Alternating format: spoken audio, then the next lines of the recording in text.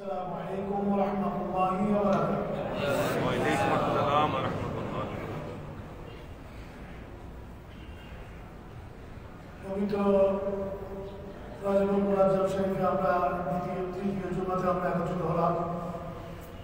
আজকে 16ই রজব, 27শে রজব রাত্রিতে, অর্থাৎ 26শে রজব গত রাত্রিতে মহান রজনী, পবিত্র ঐতিহাসিক রজনী, স্রষ্টার সৃষ্টির শ্রেষ্ঠতম রজনী লাইলাতুল মেরাজ সমাগত।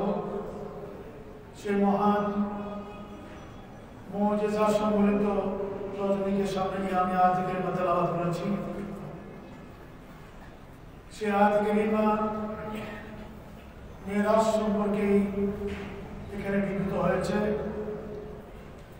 এই আয়াত কারিমার তরজমা এই খুতবার আগে এই সংক্ষিপ্ত পরিসরে সংক্ষিপ্ত সময়ে এবং কিছু আলোচনার কাজ দিয়ে পরবর্তী আলোচনা আমি আগামী জুমা এবং পরবর্তী প্রোগ্রামের জন্য রাখলাম। আল্লাহ রাব্বুল আলামিন হাকামুল হাকিমিন কোরআনুল কারীমের বিভিন্ন জায়গায় মেরাজের বয়ান দিয়েছেন। যে আয়াত কারিমা তেলাওয়াত করেছি এটি সূরাতুল ইসরার মধ্যে শুরুতে আছে। এখানে মেরাজের একটি অংশের বর্ণনা দেওয়া হয়েছে, অর্থাৎ মেরাজের তিনটা অংশ। একটা হলো মক্কাতুল মুকাররমার বাইতুল্লাহ শরীফ থেকে বাইতুল মুকাদ্দাস পর্যন্ত, এই সফরের তিনটা পর্যায়। একটা বাইতুল্লাহ শরীফ থেকে বাইতুল মুকাদ্দাস, অন্যটি বাইতুল মুকাদ্দাস থেকে ঊর্ধ্বগামী হয়ে সিদরাতুল মুনতাহা, এটা দ্বিতীয় পর্যায়। আর তৃতীয় পর্যায় হলো মেরাজের একেবারে চরম পর্যায়, সেটি হচ্ছে সিদরাতুল মুনতাহা থেকে আরশ আজিম।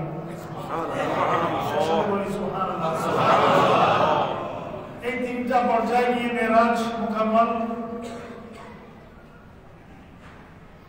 এই তিনটা পর্যায়ের বিভিন্ন আঙ্গিকে বর্ণনা এবং রওয়ায়াত কুরআনুল কারীমে এসেছে এবং হাদিস শরীফে এসেছে। কোরআন এবং সুন্নাহ, কোরআন এবং হাদিস শরীফ এর মধ্যে এসেছে এবং সাহাবায়ে কেরাম, তাবিঈন, তাবে তাবিঈন, উম্মতের যারা ইসলামিক স্কলার, আজকাল যুগের স্কলার নয়, আজকালকার যুগে যারা স্কলার ওরা আত্মঘোষিত স্কলার, যাদেরকে নিয়ে ইসলামের পরিচয়, যাদেরকে স্মরণ করলে মাথা অবনত করতে হয়, বিবেকের মাথা অবনত করতে হয়। ইমাম আযম আবু হানিফা, ইমাম শাফি, ইমাম মালিক, ইমাম আহমদ বিন হাম্বল, যাদের মতো সন্তান পৃথিবী আর জন্ম দিবে না। এবং ইমাম আযম আবু হানিফা এমন ইসলামিক স্কলার যার সম্পর্কে আল্লাহ রাসূলের ইঙ্গিতবাহী হাদিস রয়েছে। রাসূল ইঙ্গিত করা হাদিস, রাসূলের হাদিস ইঙ্গিত বহু আছে। রাসূল বলেছেন যে যদি পৃথিবী থেকে ইলম সুরাইয়া তারকায় উঠে যায়, পৃথিবীর জ্ঞান বিজ্ঞান যদি আকাশ আসমানে সুরাইয়া তারকা এটা একটা প্রতীক স্বরূপ বলা হয়েছে, সেখানে চলে যায়, পৃথিবীতে আর কোনো জ্ঞান বিজ্ঞান নাই, শেষ হয়ে গেছে। সেই তারকার অবস্থান থেকে জ্ঞান বিজ্ঞান এনে পৃথিবীর মাঝে আবার কন্ট্রোল করার জন্য আমার উম্মতের মাঝে মানুষ এলাকায় এমন একজন সত্তার জন্ম নিবে যে সেই সুরাইয়া তারকা থেকে জ্ঞান বিজ্ঞান ফিরিয়ে এনে পৃথিবীকে আবার দিতে পারবে। মুহাদ্দিসিনে জানলা ইসলামের অন্য স্কলাররা বলেছেন, আল্লাহ রাসূলের নাম উচ্চারণ করেন নাই, ইঙ্গিত করেছেন। সেই ইঙ্গিতকে ধরে বলা হয়েছে যে পারস্য এলাকায় সেই জ্ঞান বিজ্ঞানের আধার, অধিকার, শক্তি গভীরতা নিয়ে জন্মগ্রহণ করেছেন, তিনি হচ্ছেন ইমামে আবু হানিফা হযরত মুহাম্মদ বিন সাবিত, এই আমাদের হানাফি মাযহাবের মহান ইমাম। সুবহানাল্লাহ। সে সম্পর্কে এখন না গেলাম, ওনার ইন্তেকাল মাসে সেটা আলোচনা করবো ইনশাআল্লাহ। এটা বর্তমানে ইমাম আবু হানিফার জীবন কর্ম নিয়ে আলোচনা, এটা বর্তমান সময়ের দাবি, সেটা সে সময় করবো ইনশাআল্লাহ। কারণ এই সম্পর্কে, এই মাযহাব সম্পর্কে আমাদের প্রজন্ম বিভ্রান্ত হচ্ছে। আমাদের ছেলেরা, আমাদের সন্তানরা, ওরা মিডিয়াতে, ফেসবুকে, ইউটিউবে ওরা নানা রকমের কাহিনী শুনে, নানা আধুনিক বক্তাদের যারা কোনো আলেম না কিছু না, ওদের কিছু ইংরেজি বাংলা কথাবার্তা শুনে আমাদের এই প্রজন্ম বিভ্রান্ত হচ্ছে। সন্তানদের জন্য এটা বড় কঠিন, আমাদের প্রজন্মের জন্য। এই জায়গায় মা বাবা, অভিভাবকরা সতর্ক থাকবেন, আমি আপনাদেরকে সতর্ক করছি। মহাশয় হাজির, যাক সেটা আমার আজকের আলোচনার বিষয়বস্তু নয়। আলোচনা ছিল মেরাজ শরীফ নিয়ে। তো কোরআন হাদিস এবং উলামায়ে উম্মতের স্কলাররা, সেই আগের সময়ের স্কলাররা, এরা মেরাজের বিভিন্ন বিষয় সম্পর্কে নানাবিধ আলোচনা পর্যালোচনা করে ওরা ঐক্যমত পোষণ করেছে এবং এই জায়গায় সবাই মিলিত মত ব্যক্ত করেছে এটা হচ্ছে আল্লাহর প্রিয় হাবিবের মহান মুআজিজা। সুবহানাল্লাহ। এটা রাসূলের শ্রেষ্ঠতম মুআজিজা। কারণ আমরা জানি যে আল্লাহর পাকের সাথে দিদারে লাহির জন্য এটা কে না চায়? এটা কিয়ামতের ময়দানে আমাদের সাথে আল্লাহ পাক দিদার দেবেন, আমরা দেখব। আল্লাহ আমিন বলেন। আমিন। এর সাথে বলেন আমিন। আমিন। যখন জান্নাতীরা জান্নাতে চলে যাবে, আল্লাহ পাক জিজ্ঞেস করবেন জান্নাতীরা, তোমরা কেমন আছো, খুশি আছো কিনা? জান্নাতীরা বলবে, আল্লাহ যেই মাবুদের ইবাদত করে জান্নাত পেয়েছি, সেই মাবুদকে না দেখো তো আমরা এই জান্নাতই আমাদের কোনো দাম নেই। সুবহানাল্লাহ। সে প্রসঙ্গ যাব না। তো সেই জান্নাত কেমন, সেই জাহান্নাম কেমন? যে আল্লাহর, যে ওয়াহদানিয়তের, যে একত্ববাদের পরিচয় হযরত আদম আলাইহিস সালাম থেকে ইব্রাহিম, ঈসা রূহুল্লাহ পর্যন্ত সমস্ত আম্বিয়াকে দিয়ে গিয়েছেন। সবার কালেমার প্রথম অংশ একটাই ছিল, কুল লা ইলাহা ইল্লাল্লাহ, কুল লা ইলাহা ইল্লাল্লাহ। তোমরা আল্লাহকে মেনে নাও, ওয়াহদানিয়তকে মেনে নাও। মূর্তি পূজা চলবে না, পাহাড় পূজা চলবে না, সমুদ্রের পূজা চলবে না, ব্যক্তির পূজা চলবে না, কোন শক্তির পূজা চলবে না। চলবে ইবাদত, চলবে মাথা অবনত করতে হবে, ইবাদত করতে হবে এক মহান সত্তা যিনি সমস্ত শক্তির উৎস। লা ইলাহা ইল্লাল্লাহ। জোরে বলুন না সুবহানাল্লাহ। লা তাসজুদু ইল্লা ইয়্যাহু। কাকে ছাড়া? তিনি ছাড়া কাউকে সিজদা করা যাবে না। অথচ অনেকে আমাকে প্রশ্ন করে, প্রশ্নটা এসে যায় যে আল্লাহ এই সিজদাকে হারাম করে দিয়েছেন, আমি ছাড়া কাউকে করা যাবে না। সেই আল্লাহই আবার ফেরেশতাদেরকে দিয়ে আদমকে সিজদা করে সৃষ্টির সূচনা করেছেন। সুবহানাল্লাহ। সুবহানাল্লাহ। আল্লাহ ফেরেশতাদেরকে বলেছেন আমার আদমকে সিজদা করো, অথচ সিজদা হারাম করেছেন, শিরক করেছেন। সেখানেও মাহাত্ম্য আছে, মহত্ব আছে, লতিফ আছে, সেখানেও ব্যাখ্যা আছে। সে ব্যাখ্যা যাব, এই প্রশ্ন আমাদের মনে থাকুক, ইনশাআল্লাহ সেটা আলোচনা করব। মুহতারাম হাজিরিন, তাহলে সমস্ত আম্বিয়ারা এই পাবলিসিটিটা করেছেন। এটা নবুয়তের পাবলিসিটি ছিল না, অন্য অসংখ্য নবীদের সময়ে কোন শরীয়ত ছিল না। আদম আলাইহিস সময় শরীয়ত ছিল আল্লাহকে মানো, আমি নবী আমাকে মানো, চাষবাস করো, ক্ষেত খামার করো, দুনিয়া আবাদ করো, বিয়ে শাদী করো, বাচ্চা কাচ্চা করো, ফসল ফলাতি করো, দুনিয়াকে আবাদ করো, এটাই হচ্ছে এবার। ওই সময় এরকম নামাজ, রোজা, হজ, যাকাত, বিধিবদ্ধ এই সমস্ত কিছু ছিল না। এখন এগুলো ইবাদত, দেশের সেবা করা, সমাজের সেবা করা, একটা গাছ লাগানো, রাস্তাঘাট পরিষ্কার রাখা, এগুলো এখন ইবাদত, এখন এগুলো ইবাদতের বাইরে নয়। এবং এর সাথে একটা বিধিবদ্ধ কিয়ামত পর্যন্ত দিয়ে দেওয়া হয়েছে, দিয়ে দিয়েছেন রাসূল, সেটা আদম আসমান থেকে প্রক্রিয়া শুরু হয়েছে। সেই ধারাবাহিকতায় আল্লাহ পেয়ারা হাবিব সেই আরাফাতের ময়দানে জীবনের শ্রেষ্ঠতম ঐতিহাসিক সেরা ভাষণে রাসূল যে ইসলামকে পরিপূর্ণ করে দিয়েছেন, আল্লাহ পাক সেই ইসলামের ব্যাপারে কোরআনের শেষ আয়াত নাযিল করে বলে দিয়েছেন যে আল্লাহু আকবার দীনকুম। আমার নবীর এই ভাষণের মধ্য দিয়ে আমি যে ইসলামের পরিক্রমায় যে ইসলামকে আমি নিয়ে এসেছি, সেটা আজকে আরাফাতের ময়দানে আমি আল্লাহ নবীর এই হজ্জাতুল বেদা এই পরিষ্কার ভাষণের মধ্য দিয়ে আমি আল্লাহ ইসলামকে পরিপূর্ণ করে দিলাম।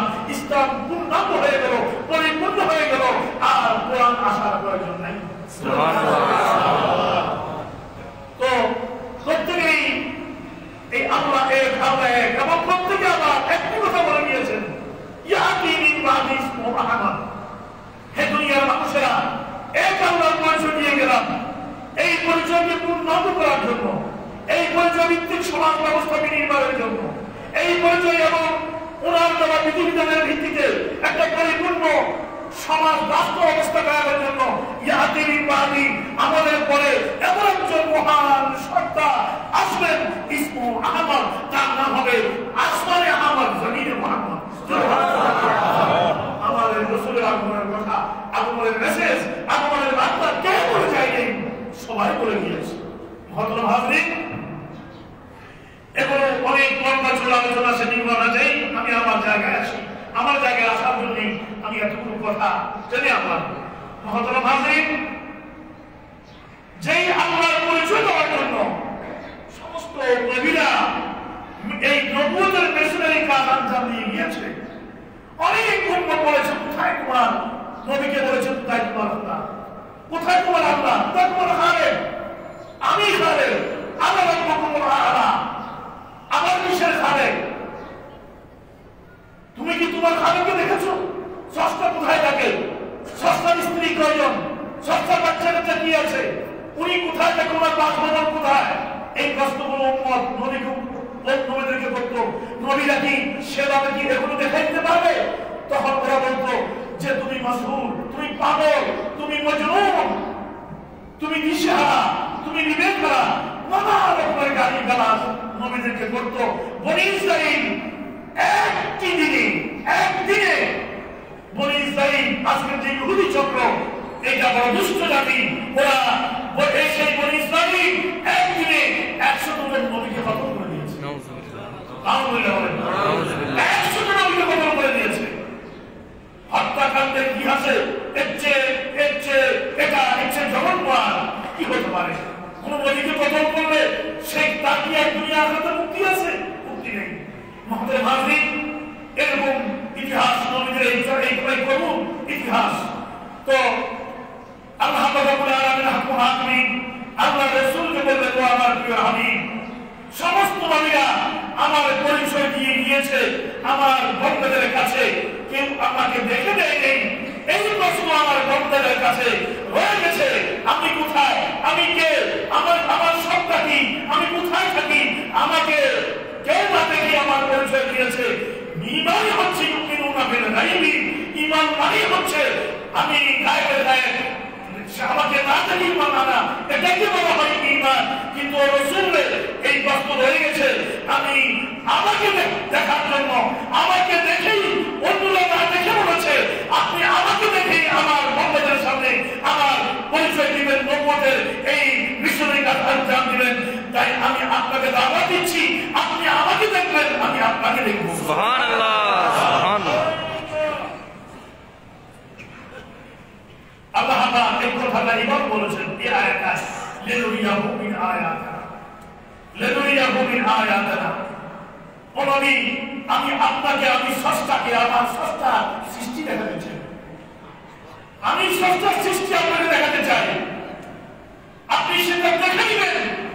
অন্যরা জান্নাতের বয়ান দিয়েছে না দেখে, আপনি আপনার উম্মতরা জান্নাতে কোথায় থাকবে, নামাজে কোথায় থাকবে, রোজাদার কোথায় থাকবে, হাজী কোথায় থাকবে, গাজী কোথায় থাকবে, শহীদ কোথায় থাকবে, আবু বকর কোথায় থাকবে, ওমর উসমান আলী কোথায় থাকবে, মা ফাতেমা কোথায় থাকবে,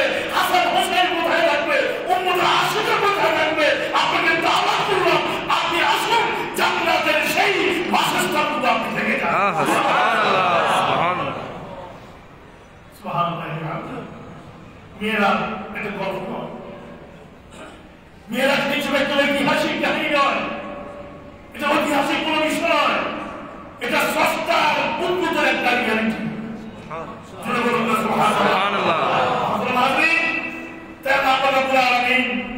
এক কঠিন সফর, দুনিয়াতে এখান থেকে আপনি আমেরিকা যাবেন, কানাডা যাবেন, সৌদি আরব যাবেন, সফর মানে কঠিন।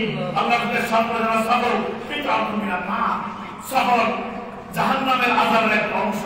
এজন্যই আল্লাহর পক্ষ থেকে সফরের নামাজকে অর্ধেক করে দেওয়া হয়েছে, ফরজ নামাজকে অর্ধেক করে দেওয়া হয়েছে। অনেকে একবারে সফরে গিয়ে একদম ফাইনাল হোটেলে থাকে, নামাজ পড়লো 2 রাকাত পরে সুন্নতের কোনো পরোয়া করে না, বলে যে এটা বলে কসর করবো। আরে মিয়া কসর ফরজের মধ্যে আপনি সুন্নত পড়তে হবে, এটা বলা হয়নি। আল্লাহ রাব্বুল আলামিন আল্লাহর জন্য যে ফরজটা ওটাকে অর্ধেক করে দিয়েছেন, কিন্তু নবীর সুন্নতটাকে অর্ধেক করেন নাই। সুবহানাল্লাহ, সুবহানাল্লাহ। সফর যদি আপনার তাড়াহুড়ো না থাকে, আপনি 5 স্টার হোটেলে এয়ার কন্ডিশন রুমে আছেন, আপনি 2 রাকাত নামাজ পড়ে ঘুমাচ্ছেন, আপনার পড়ে তো নাকি তার ব্যাপারে কসরে কি পুরো কি? হ্যাঁ, তো আপনার সময় আছে, আপনি সুন্নত আদায় করেন, সময় নাই, ট্রেন ফেল করবেন, গাড়ি ফেল করবেন, বিমান ফেল করবেন, আপনার সময় নেই, তখন আপনি সেটা আল্লাহর পক্ষ থেকে, শরীয়তের পক্ষ থেকে সেটা ক্ষমা আছে। নতুবা কেন আপনি সুন্নত পড়বেন না? আপনি সুন্নত নয়, আপনি তাহাজ্জুদের নামাজ পড়ুন, আপনি তাহাজ্জুদের নামাজ পড়ুন। এটা জাযায়ে খায়র দিবে কে? আল্লাহ। আপনারা বলেন কে দিবে? আমার বান্দা, আমি তাকে আমার ফরজটা অর্জন করে নিয়েছি, ওটা সে অর্ধেক 4 রাকাত 2 রাকাত পরে সে সুন্নত বাদ দেয় নেই, এমনকি সে এত কষ্টের ভিতরে সে তাহাজ্জুদের নামাজে উঠে গেছে, আল্লাহ আপনার উপর খুশি হয়ে যাবে। সুবহানাল্লাহ, ঠিক কিনা? এটাই তো কমন সেন্স পড়ে। আবার অনেক জনের কমন সেন্স পড়ে, যেখানে ফরজ অর্ধেক সেখানে সুন্নত পড়তেই হবে না, সেখানে সুন্নত আর ফরজ নেই, নিজে শরীয়ত বানিয়ে গোটা সুন্নতকে মাফ করে দেয়, নিজে মাফ করে দেয় না, সেটা নয়। আমার কথাটাকে বিবেকের আয়না দিয়ে চিন্তা করবেন। মুহতারাম হাজরিন, আল্লাহ রাব্বুল আলামিনের আশা দিবে নবী সফরে যাবেন, আল্লাহ রাব্বুল আলামিন নবীকে সফরে নিয়ে যাবেন, কত পর্যায় বিক্রম হবে। আজকে মঙ্গল গ্রহে যেতে, আজকে বুধ গ্রহে যেতে, আজকে চন্দ্রের পৃষ্ঠে যেতে হাজার হাজার বছর গবেষণা করে, কত রকমের প্রযুক্তি নির্মাণ করে মানুষেরা সে চন্দ্র বৃষ্টি যাচ্ছে, মঙ্গল গ্রহে যাচ্ছে, গবেষণা করছে। সেই যুগে তো এরকম কোনো কিছু ছিল না। আল্লাহ পাক নবীকে নেওয়ার জন্য যে রকেট বানিয়ে রেখেছেন উন্নতি ভাবে, ওই রকেটের নাম হচ্ছে আল-বুরাক। সুবহানাল্লাহ, সুবহানাল্লাহ, সুবহানাল্লাহ। সেটা ছিল আল-বুরাক। সেই বুরাক কেমন? এটা যেমন তেমন, এটা যেমন তেমন, এটা খোদার উন্নতির বিজ্ঞান দিয়ে এটা নির্মাণ। আমরা আমাদের দেশে এখন কম দেখি, আগে দেখতাম গ্যান্ডারপুর মধ্যে বুরাকের একটা অবহেল দেওয়া হয়েছে, একটা মহিলার চেহারা পিছনটা একবারে আরবি দাদা ঘোড়ার মতো চেহারাটা, মহিলা খুব চমৎকার লাগতে দেখতে, নিচে লেখা থাকে আর ভিতরে লেখা থাকে হাজার বুরাক নামি, এটা নবীর বুরাক। এগুলোর কোনো ভিত্তি নেই, এগুলো মানুষের বানানো। হ্যাঁ, এরকম কিছু ইঙ্গিত বুরাকের ব্যাপারে আছে, এটা হাদিস শরীফে এরকম ইঙ্গিত আছে। এই বুরাকের গতি ছিল সবচেয়ে চেয়ে বেশি। সে যতটুকু দেখতো ততটুকু চোখের বলকে সে আল্লাহ রাব্বুল আলামিন এই খোদার কুদরতির বাহন দিয়ে নবীকে গাইড, নবীকে খেদমত করে নবীর খাদেম হিসেবে পাঠিয়েছেন। সফরে গেলে আপনি আমেরিকা গেলে সেখানে আপনাকে রিসিভ করে, সাথে কেউ আপনাকে নিয়ে যায়। আল্লাহ নবী মক্কাতুল মুকাররমা, মদিনাতুল মুনাওয়ারা, এই বাইতুল মুকাদ্দাস, সেই আসমানি যুবক প্রথম দ্বিতীয় তৃতীয় সপ্তম তাই করে সিদরাতুল মুনতাহা অতিক্রম করে, আবার যেই সিদরাতুল মুনতাহার পরে কারো আর গমনাগমনের কোনো সুযোগ নাই, সেটা অতিক্রম করে আশা দিনে আল্লাহর সাথে সাক্ষাৎ করবেন। আল্লাহ পাক এই পর্যায়ে পাঠিয়ে দিয়েছেন সাইয়্যিদুল মালায়েকা, রাইসুল মালায়েকা, যিনি সারাটা জীবন সমস্ত নবীদের জন্য ওহী নিয়ে এসেছেন, তাকে আজকে পাঠিয়েছেন। আজকে ওহী নয়, যার কাছে ওহী পাঠাবেন তাকে নিয়ে আসবেন। আজকে আর ওহী নয়, প্রতিদিন আজকে ওহী দেওয়ার দায়িত্ব নাই, আজকে ওহী যিনি পান তাকে নিয়ে আসো ওই সত্তার কাছে যিনি ওহী পাঠান। এখানে আল্লাহ আমাদের সাথ করেছেন ওই শব্দ দিয়ে।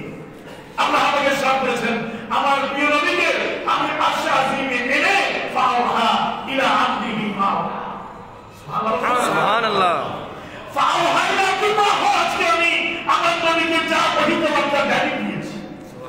আজকে মাঝখানে কেউ নেই, আজকে জিবরিল নেই, জিবরিল আমিনের মাধ্যমে পাঠাই নেই। আমি জিবরিলের মাধ্যমে যে ওহীগুলো পাঠিয়েছি এবং পাঠাবো আমাদের ময়দান পর্যন্ত, এগুলোর বাইরে আমার নবীর সাথে আমার দেখা সাক্ষাতের বিষয় আছে, আলোচনার বিষয় আছে, মত বিনিময়ের বিষয় আছে, আমার নবী আমাকে দেখার বিষয় আছে, নবীকে আমি দেখার বিষয় আছে, আর নবীকে ইসলামের কিয়ামত পর্যন্ত ইসলাম কিভাবে চলবে আমি নবীর সাথে আলোচনা করে কর্মসূচি দেওয়ার বিষয় আছে। এগুলোর জন্যই আমি নবীকে নিয়ে এসেছি ফাওহা ইলা আবদিহি মা ওয়াহা, এবং নবীকে যা ওহী দেওয়ার, যা সংবাদ দেওয়া মানে সংবাদ বার্তা, নবীকে যা বার্তা দেওয়ার তা বার্তা আমি দিয়েছি। সুবহানাল্লাহ।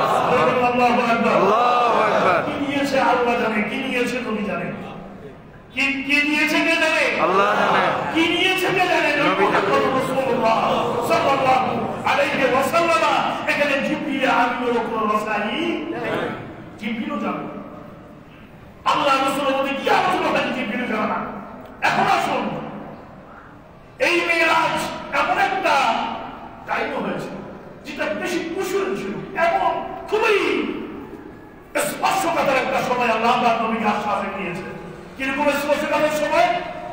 সেটা হচ্ছে মক্কাতুল মুকাররমার জীবন কঠিন হয়ে গেছে। নবীর মক্কি জিন্দেগীর শেষ পর্যায়ে হিজরতের আগের বছরে মক্কি জিন্দেগি থেকে রাসূল মদিনা জিন্দেগিতে যাবেন, এই যে একটা বেশি স্পর্শকাতর সময়, এই সময়ে যখন রাসূলকে মক্কা থেকে আল্লাহ মদিনায় নেবেন, রাসূলকে যখন মক্কা থেকে মদিনায় নিয়ে যাবেন, সেই মুহূর্তে মদিনায় নেওয়ার আগে নবীকে আশ্বাস দিয়েছেন। সুবহানাল্লাহ। সুবহানাল্লাহ। বিষয়টা হচ্ছে এখানে কেমন বিষয়, কেমন সময় দেখেন, ও রাসূল মদিনায় যেতে হবে, আরো জায়গায় যাচ্ছে আপনার সামনে, মদিনায় ইসলামিক স্টেট কায়েম হবে। এখন ইসলামিক স্টেট কায়েম হয়নি, মক্কি জিন্দেগি শুধু লা ইলাহা ইল্লাল্লাহ মুহাম্মাদুর রাসূলুল্লাহ এটা ছিল। এখন আপনি মক্কি জিন্দেগিতে মদিনায় যাবেন, মদিনায় একটা পরিপূর্ণ ইসলামিক স্টেট এমন কায়েম হবে যেটা কিয়ামত পর্যন্ত মুসলিম উম্মার জন্য ইসলামী রাষ্ট্রের এক্সাম্পল হয়ে যাবে। সুবহানাল্লাহ। সুবহানাল্লাহ। কথা বুঝতে পেরেছেন আপনারা? যেটা ইসলামী রাষ্ট্রের জন্য বাস্তব এক্সাম্পল হবে, সেটা আপনি সেই মুভমেন্ট শেষ সময় এসে গেছে। অতএব সেই ইসলামী স্টেট কায়েম করতে গিয়ে আপনাকে বদরের সম্মুখীন হতে হবে, উহুদের সম্মুখীন হতে হবে, খন্দকের সম্মুখীন হতে হবে, কিয়ামত পর্যন্ত কারবালার জিহাদের সম্মুখীন হতে হবে, অনেক জিহাদ যুদ্ধ জিহাদের সম্মুখীন হতে হবে। সব কিছু চ্যালেঞ্জ করে মোকাবিলা করে ইসলামী আইন কায়েম করতে হবে, ইসলামী ফৌজদারি আইন কায়েম করতে হবে।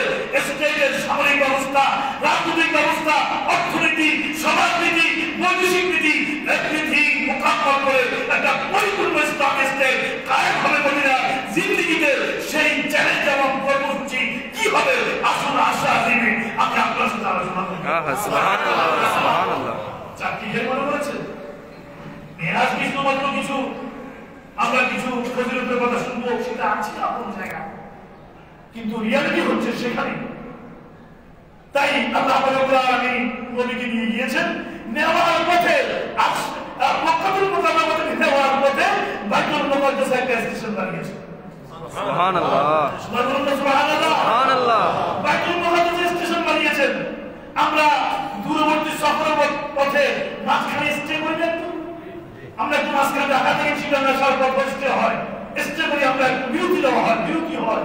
আল্লাহ রাব্বুল আলামিন নবীকে স্টে করালেন বাইতুল মুকাদ্দাসে, নিচক করে স্টে নয়, সফরের নিয়ম অনুযায়ী এটা নিচক করো, বিরতি নয়, বরঞ্চ এটা এমন একটা বিরতি যেখানে নবীর মুআজিজা। সুবহানাল্লাহ।